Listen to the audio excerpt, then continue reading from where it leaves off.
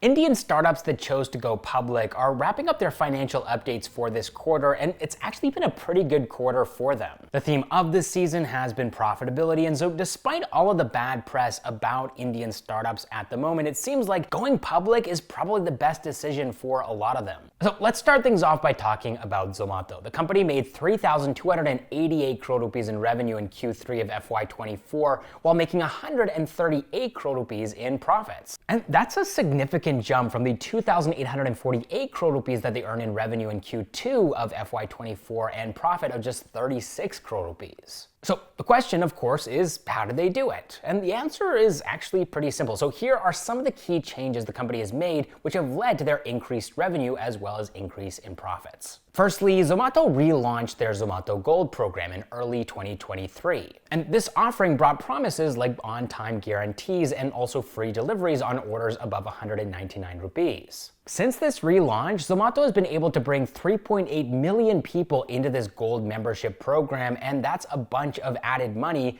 in their bank account. However, the problem with these users, there actually was a problem here, is that they were actually less profitable for Zomato than non-gold members. And so Zomato wanted to change that. And so back in August of 2023, they introduced a platform fee, which has since gone up from 2 rupees to 4 rupees. And now they're also taking away that on-time guarantee benefit as well. And this has helped them to grow while also increasing their profits. It's a smart financial move, even if customers aren't super happy about it. And the reason why they're actually able to pull this off without losing tons of customers is because food delivery is a duopoly in India, and there's really no options apart from Swiggy and Zomato. And so these platforms have huge amounts of leverage. Okay, now the next public company that I want to take a look at here is Honasa Consumer, the company that owns MamaEarth, and they've brought in revenue worth 488 crore rupees with a profit of 26 crore rupees in Q3 of FY24. And the reality is that MamaEarth has been consistently profitable for a while, but how did they pull this off? Well, in the latest earnings call, Varun Alagh refers to 3 core levers. So the first lever is brand building, and a lot of people have questioned MamaEarth's spending on a ton of marketing, and according to some estimates, MamaEarth has actually spent almost 40% of their revenue on marketing, but all of those marketing expenses have helped them to build a strong brand in the long run. Now, the second lever is innovation. The company launched 122 products in 2023, and they've leveraged science-based data to capture emerging trends in the market. And then the third lever is distribution. Today, MamaEarth's products are available in more than 1.7 lakh stores, and that's not an easy feat to pull off when you're competing with giants like, for example, HUL, that have a huge advantage when it comes to offline distribution networks. Okay, and now there's one last public company that I want to talk about here that has released their financials, Delivery, which is India's largest integrated logistics platform. So they've leveraged the growth of e-commerce in India to grow as fast as they have, and in Q3 of FY24, they brought in revenue worth 2,194 crore rupees while also making 12 crore rupees in profit. Now, compared to the other 2 companies that I just talked about, 12 crore rupees probably seems like a small number, but this is actually big news for the company because it's the first time that they've turned profitable. And they've been working on profitability for a long time. So how did they become profitable? Well, the simple answer is that they've actually just become much more efficient at using their resources and improving their rates for customers. See, there's a large percentage of delivery customers that have actually been reliant on delivery for a couple of years now. And so they've been able to build this leverage, and it's gotten to the point now where they're actually deselecting some customers who they think don't fit their profitability profile, and they're actually going back to them with increased rates. And then there's also this other huge contributing factor to their increase in operational efficiency, and that's come from them moving their business to tractor trailers for long hauls. In fact, just 1 year back in Q3 of FY22, only 22% of Delivery's goods were transported using tractor trailers, and now that number has gone up to 60%. And this is something that they've been working on improving since 2020 when they tied up with Volvo.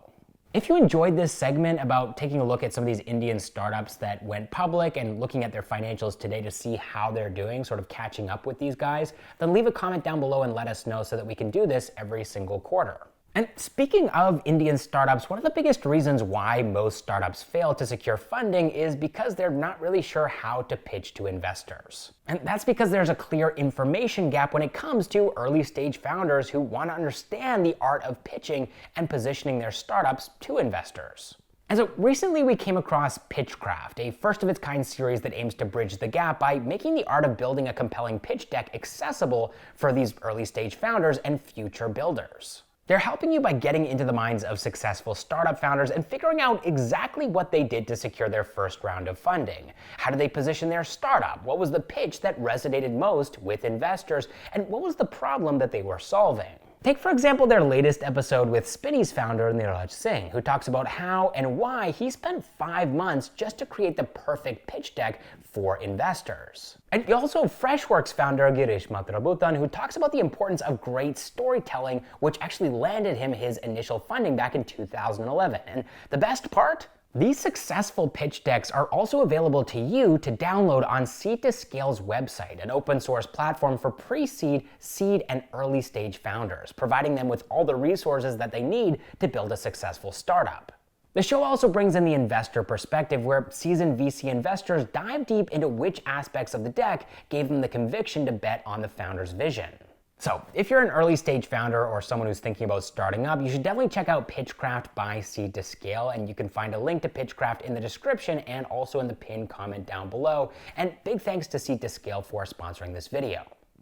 All right, next up in the news, you're probably aware at this point of the emotional pitch from Flatheads founder Ganesh Balakrishnan on Shark Tank India Season 2, and this actually immortalized the phrase down but not out. And so last year, Ganesh sold Flatheads to a fashion brand called Stitched, and now he's actually launched a new startup called Aurm.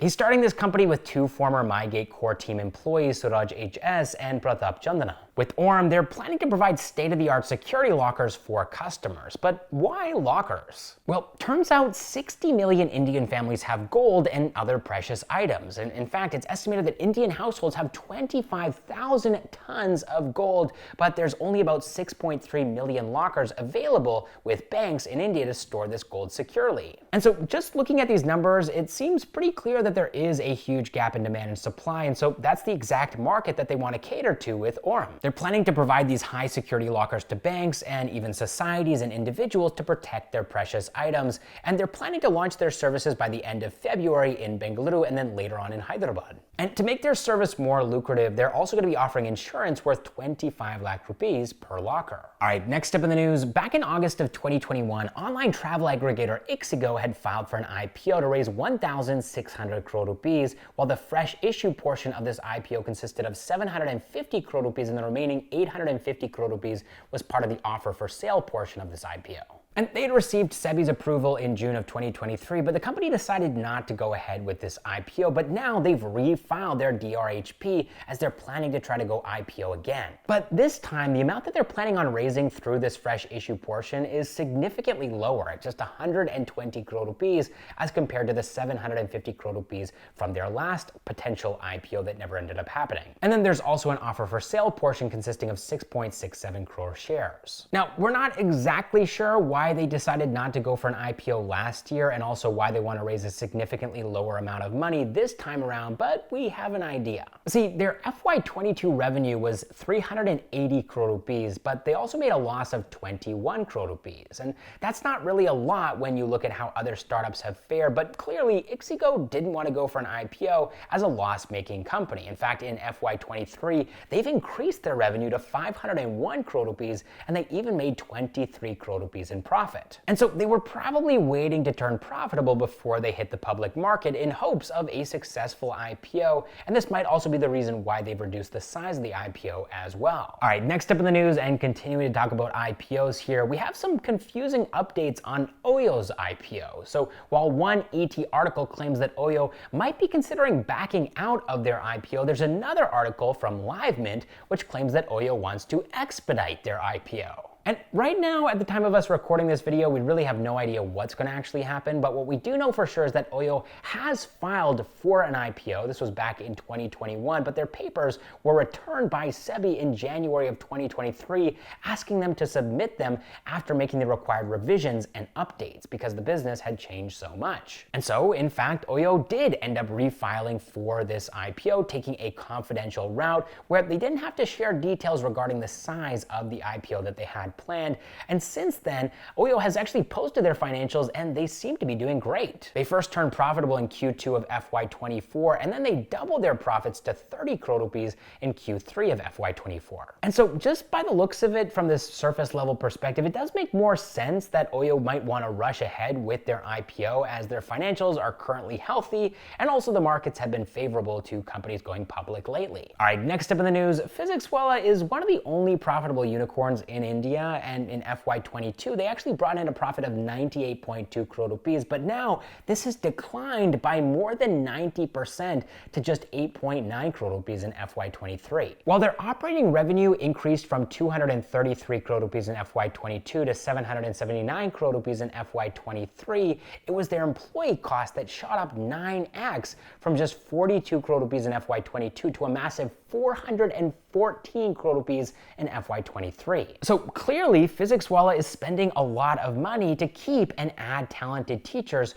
who make sure that PhysicsWallah stays on top when it comes to the kind of education that they're imparting to their students. But then also on top of that, PhysicsWallah has been putting a lot of money into their offline expansion, from opening schools to offline centers and even acquisitions. All right, next up in the news, according to an ET report, the Department of Telecommunications is helping startups developing next-gen technologies to connect with VCs in a kind of Shark Tank style initiative. So according to this report, 25 startups so far have pitched in front of 13 VCs, and the companies that seem to have pitched include the likes of, for example, QPI AI India, which is working in the quantum technology sector, and then we also have Menthosa Solutions, which builds autonomous drones, and then there's also Webify, which offers IoT-enabled solutions. And so based on the kinds of startups they're looking to get funded, it seems like India wants to build startups in the next-gen technology sectors like, for example, cybersecurity, IoT, drones, and quantum communication to secure India's defense, be it on the ground or cyber warfare. All right, moving on to our funding news segment now. This week, Indian startups have raised a total of $103 million, which is more than 60% lower than last week's $169 million. But now let's look at some of the companies that raised funds. So first of all, we have Pune-based student housing platform Amber. They raised $20 million in a mix of equity and debt funding. And then we have Noida-based astrology platform AstroTalk, where you can book sessions with an astrologer, and they've raised $20 million in their Series A round. Then we have Bengaluru-based online pet care brand Super Tails, which lets you buy food and medicine for your pets and also book consultations with vets, and they've raised $15 million. Next up, we have Pune-based EV startup Torque Motors, which is making electric motorcycles that are expected to be launched in 2024-2025, and they've raised $6 million. After that, we have Mumbai-based mobile browser maker Vera, and they raised $6 million in their seed round. And then following that, we have Pune-based Nokark, which is making smart ICU ventilators, and they've raised $2 million in their seed round. And then finally, we have Bengaluru-based fintech startup Pocket ATM, which lets you withdraw idle cash from Kirana stores using a QR code, and they've raised $400,000 in their pre-seed round. All right, that is all the startup news that I have for you guys this week. I really hope you enjoyed the video, and I will catch you in the next one.